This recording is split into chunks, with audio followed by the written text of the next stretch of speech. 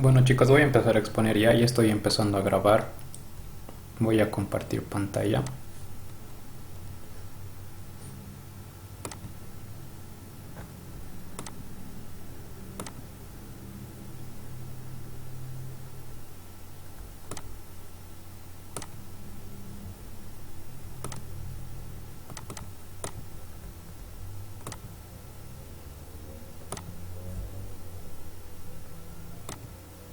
¿Me pueden decir si ven, por favor?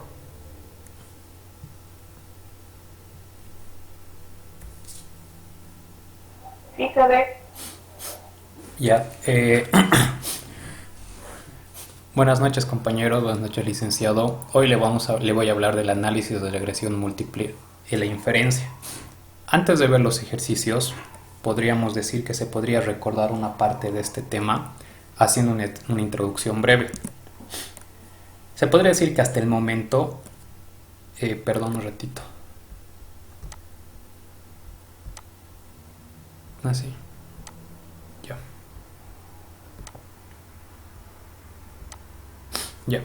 Se podría decir que hasta el momento nosotros vimos estimaciones de parámetros a través de mínimos cuadrados ordinarios y a través de estas estimaciones hemos ido transcurriendo a través de unos supuestos que se deben cumplir para cumplir ciertas cosas que buscamos en nuestros estimadores, es decir, nuestros betas.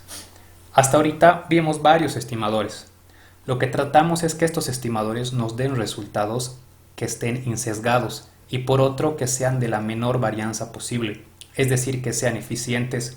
Sin embargo, yo no puedo estar confiado en la estimación de los parámetros, porque estos parámetros que hemos encontrado hasta el día de hoy tienen una característica, y es que como salen de una muestra, si cada vez que nosotros hacemos un remuestreo, o sea, si tenemos una muestra diferente, es posible que estos parámetros varíen. Si estos parámetros varían, seguramente pueden cambiar entonces todo lo que hacemos, todas las estimaciones y los parámetros, pues probablemente sean aleatorios.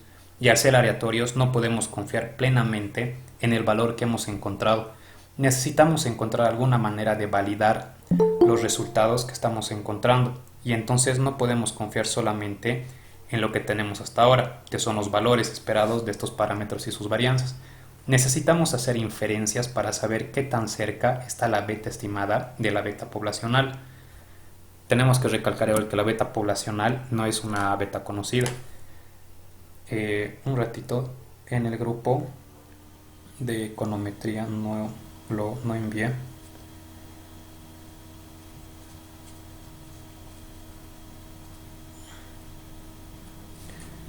Ya.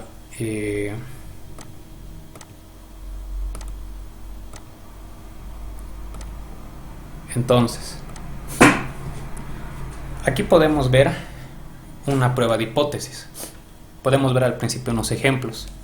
¿De qué tratan estos ejemplos? De que la variable dependiente tiene pocas variaciones.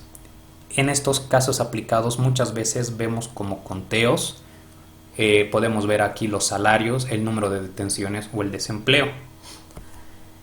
Por ejemplo, el número de arrestos de una persona, esa variable es dependiente que tiene muy pocas observaciones. O sea, una persona puede tener 2, 3, 4 o hasta 5 arrestos. Ese número es bastante corto, se podría decir. Entonces no generaría una distribución normal y los errores no se comportarían como una normal. Estos mismos ejemplos pueden ser con, no sé, con el género de femenino y masculino o con el desempleo, que podemos ver como ejemplo aquí, que el desempleo solo tendría dos variables posibles. Entonces, al tener solo dos valores, claramente no es una normal. Al no ser una normal, la variable dependiente probablemente los residuos de su regresión van a ser lo normal, lo cual violaría el supuesto número 6.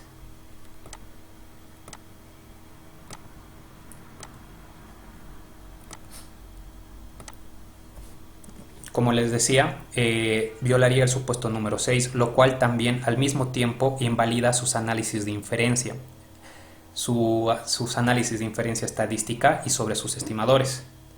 Ahora con un ejemplo se va a ver mucho más claro.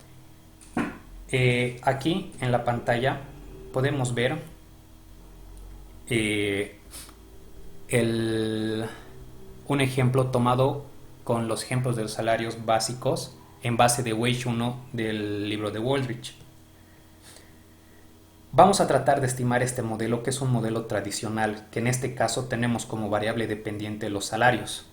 Podemos ver los salarios en función a la educación. Entonces nuestro objetivo es estimar este beta 1 que tenemos de acá de la educación. Al hacerlo, lo que voy a hacer es lo siguiente. Como yo les dije, el objetivo es verificar si esta estimación va a cumplir con los errores y los residuos. Entonces tenemos que verificar si los residuos se van a comportar de una manera normal o no. Pero lo que tenemos que ver es que el resultado de la variable dependiente va a definir mucho sobre cómo se comportan los residuos. Si bien mucho sobre el resultado, es decir, los salarios en este caso no se comportarían de manera normal, muy probablemente los residuos de esta relación no se van a comportar de manera normal, porque recuerden que los residuos en últimas es la diferencia entre el valor real, o sea, entre el valor real del dinero, del salario, y su valor estimado. Sí, o sea, es muy dependiente de lo que pase con el residuo, es muy dependiente de lo que pase con la variable dependiente. Entonces, lo primero que vamos a hacer es hacer un histograma. Disculpen, creo que alguien más se quería unir a la reunión. Ya. Lo primero que vamos a hacer es sacar un histograma en base a la variable de independiente, que es el salario. Después sacaremos una regresión. ¿Para qué sacamos primero el histograma? Me olvidé decirlos. Un histograma se saca porque te muestra la distribución de una variable. Después haremos una regresión de salarios en contra la educación que tenemos acá. Después vamos a predecir o estimar los residuos. En este caso se puso como resid 1 el nombre, pero lo que está haciendo es predecir los residuos. Y sobre esto sacar un histograma de lo que es los residuos de acá. Como podemos ver en el panel A,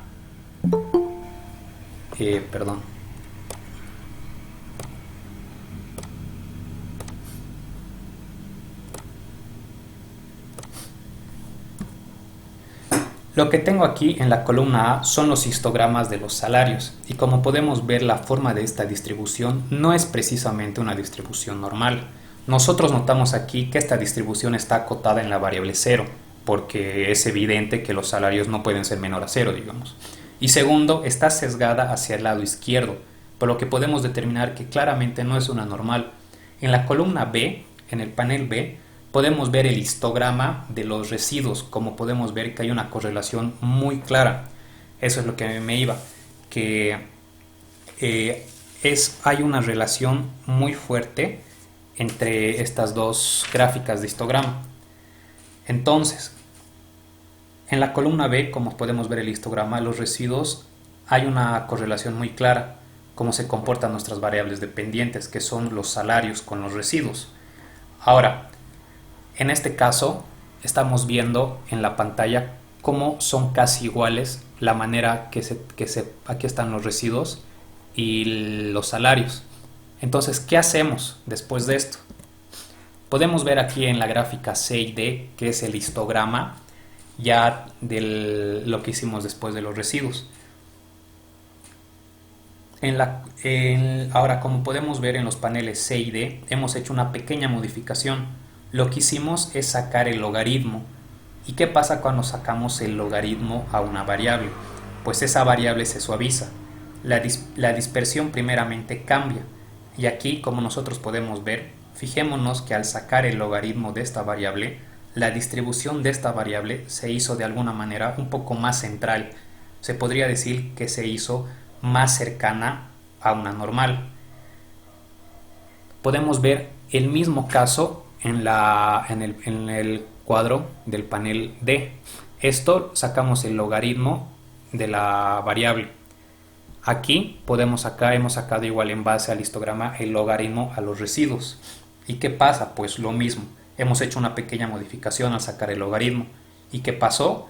Que esta variable pues se suavizó, la dispersión primeramente ha cambiado, y como podemos ver claramente, al sacar el logaritmo de esta variable, la distribución pues se suaviza y se centra más. Acá, en este cuadro más grande, podemos ver la diferencia que hay entre los paneles A y B y los paneles C y D, que podemos ver claramente que sacando acá el logaritmo, tenemos un producto más centrado y más reducido. Ahora vamos a ver otro ejemplo. Para entender este ejemplo tenemos que leer esta parte del enunciado. ¿Por qué? Porque aquí vamos a entender el planteamiento del problema, de la ecuación matemática que vamos a ver. Podemos ver y leer que dice que existe un gran interés acerca del afecto del tamaño de las escuelas en el desempeño de los estudiantes, que se cree que siendo todo lo demás igual, los estudiantes de escuelas pequeñas obtienen mejores resultados que los de escuelas grandes. Esta hipótesis cierta aún ha tomado cuentas diferentes de los tamaños de los grupos en las escuelas. En el archivo MIP93RAW contiene datos de 1993 sobre 408 escuelas a nivel bachillerato en Michigan. Aquí ya podemos ver en la ecuación los valores que se van tomando, el número que son 480 escuelas. Estos datos pueden emplearse para probar la hipótesis nula de que el tamaño de la escuela no tiene efecto sobre las puntuaciones en los exámenes estandarizados, contra la alternativa de que el tamaño tiene un efecto negativo. El desempeño se mide por el porcentaje de estudiantes que obtienen una puntuación aprobatoria en la prueba estandarizada de matemáticas del 10º grado. Ya empezamos aquí a poner las abreviaturas más 10 en el programa de evaluación educativa de Michigan. El tamaño de la escuela se mide por la cantidad de estudiantes inscritos o de la matrícula, que lo vamos a llamar enroll. La hipótesis nula, que es H sub O, beta enroll es igual a 0, y la alternativa, que H1 es la hipótesis alternativa. La hipótesis alternativa de beta enroll es igual a 0. Por ahora se controlarán dos factores: compensación promedio anual a los profesores, TAPCOM, y cantidad de personal por cada 1000 estudiantes, que es el staff. La compensación a los profesores en una medida de la calidad de los mismos, y el staff es una medida aproximada de la atención que se les da a los estudiantes. Solucionando el problema, podemos ver que el coeficiente enroll es igual a menos 0.0020. Es acorde a la conjetura de que las escuelas más grandes dificultan el desempeño. Mayor número de alumnos inscritos conduce a un porcentaje menor de estudiantes con una puntuación aprobatoria en el 10º grado de matemáticas. El hecho es de que enroll tenga un coeficiente distinto de 0. Podría deberse solo a un error muestral. Para convencerse de que existe algún efecto, se necesita realizar una prueba T. Aquí podemos ver como n-t menos 1 es igual a 408, el número que teníamos de las escuelas, menos 4 es 404, que se emplea el valor crítico normal estándar al nivel del 5%, que es el valor crítico de menos 1.65, para rechazar la hipótesis nula al nivel del 5%. El estadístico T para enroll debe ser menos a lo que sacamos, menos 1.65. El estadístico T para enroll es menos 0.0020 sobre 0.0022, redondeándolo menos 1.91, que es mayor que menos 1.65. El nivel de significancia podemos ver que es de 5%, por ende, como es mayor a 0, no se puede rechazar la hipótesis nula a favor de la hipótesis alternativa, que en realidad el valor crítico es de 15%, es menos 1.05, y como menos 1.95 es mayor que menos 1.05, no se puede rechazar la hipótesis nula ni al nivel del 15%. Se concluye entonces que enroll no es estadísticamente significativa al nivel del 15%.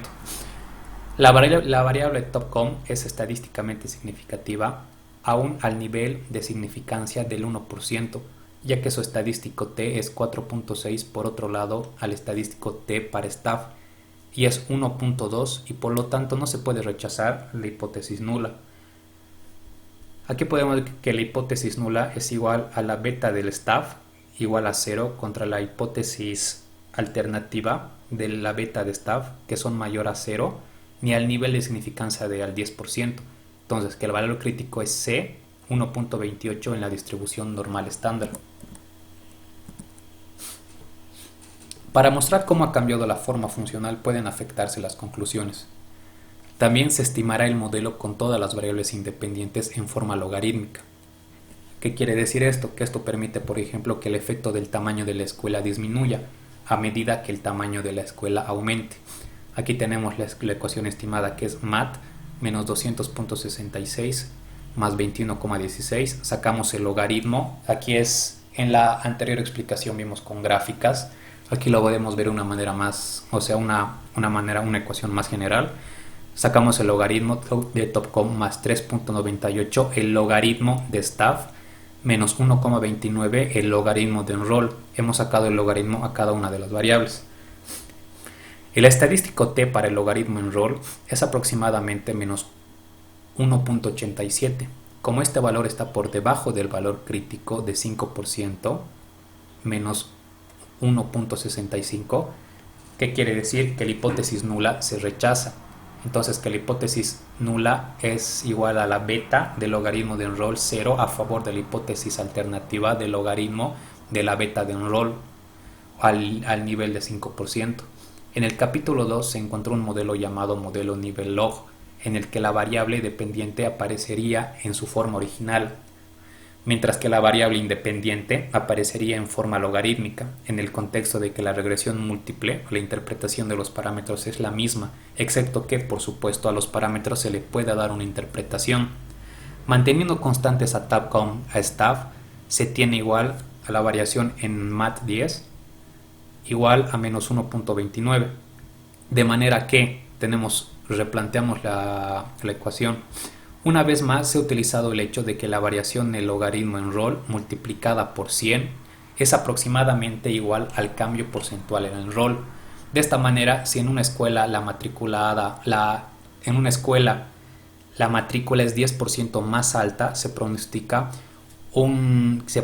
que mat10 será 0.13 por 10 igual a 0,13 puntos porcentuales inferior, que se mide como porcentaje.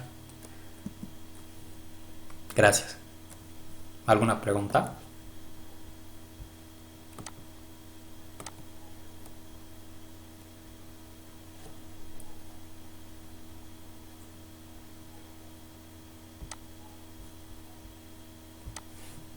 ¿Tienen alguna duda? Yo tengo una pregunta. Dime. A ver, hablaste del supuesto 6. Ujú. Ese sexto supuesto también es para asegurar que los estimadores no sean sesgados. No, el sexto supuesto, me olvidé explicar eso, el sexto supuesto no tiene nada que ver con los sesgos de los estimadores, sino con la distribución y por lo tanto con las pruebas de hipótesis que vimos hoy, o sea, con la inferencia estadística. Es por eso que estábamos hablando de la distribución, pero no tiene nada que ver con el sesgo.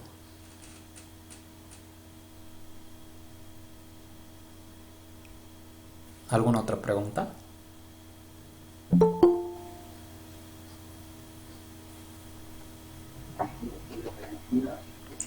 Yo tengo una duda.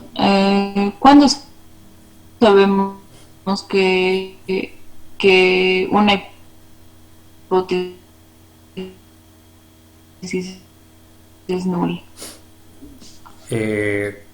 Se rechaza una hipótesis, sabemos que una hipótesis es nula cuando el parámetro poblacional es igual a 0. O sea, es decir, que cuando X no tiene efecto sobre Y, o cuando la beta poblacional no tiene ningún efecto sobre la variable independiente.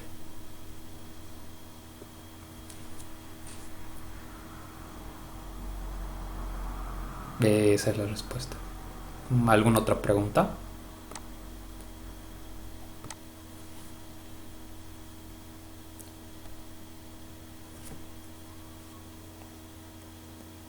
No, entonces los otros dos entonces que tienen que exponer, que manden al link al grupo.